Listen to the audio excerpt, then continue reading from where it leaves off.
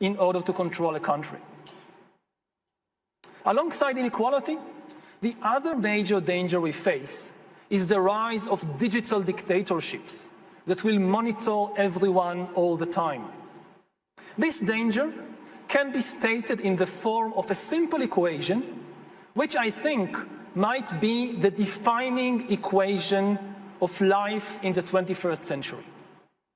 B times C times D equals R, which means biological knowledge multiplied by computing power multiplied by data equals the ability to hack humans, R. If you know enough biology and you have enough computing power and data, you can hack my body and my brain and my life, and you can understand me better than I understand myself. You can know my personality type, my political views, my sexual preferences, my mental weaknesses, my deepest fears and hopes. You know more about me than I know about myself. And you can do that not just to me, but to everyone. A system that understands us better than we understand ourselves can predict our feelings and decisions, can manipulate our feelings and decisions, and can ultimately make decisions for us. Now, in the past, many tyrants and governments wanted to do it, but nobody understood biology well enough, and nobody had enough computing power and data to hack millions of people. Neither the Gestapo nor the KGB could do it. But soon, at least some corporations and governments will be able to systematically hack all the people. We humans should get used to the idea that we are no longer mysterious souls. We are now hackable animals. That's what we are.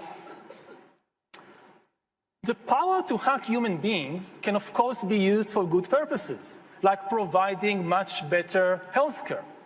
But if this power falls into the hands of a 21st century Stalin, the result will be the worst totalitarian regime in human history, and we already have a number of applicants for the job of 21st century Stalin. Just imagine North Korea in 20 years, when everybody has to wear a biometric bracelet which constantly monitors your blood pressure, your heart rate, your brain activity, 24 hours a day. You listen to a speech on the radio by the great leader, and they know what you actually feel. You can clap your hands and smile, but if you're angry, they know you'll be in the gulag tomorrow morning. And if we allow the emergence of such total surveillance regimes, don't think that the rich and powerful in places like Davos will be safe.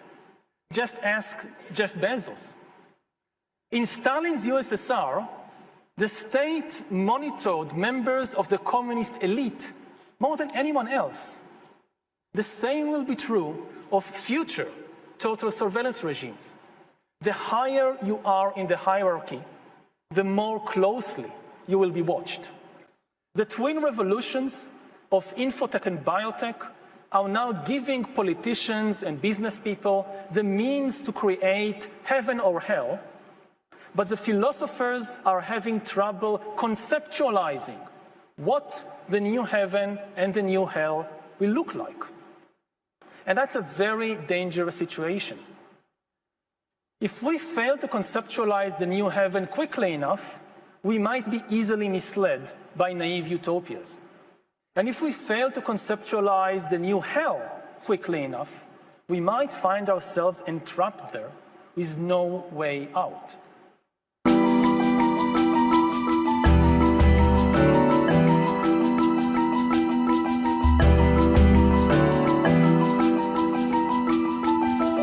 Speaking, we're talking about improving biology and redesigning organisms for beneficial purposes. It's going to allow us to not just edit genomes, but also, and importantly, write a new code for life. We'll have right-level permissions. We already started to see some of that this year. COVID-19 vaccines, they make use of engineered code in the form of messenger RNA.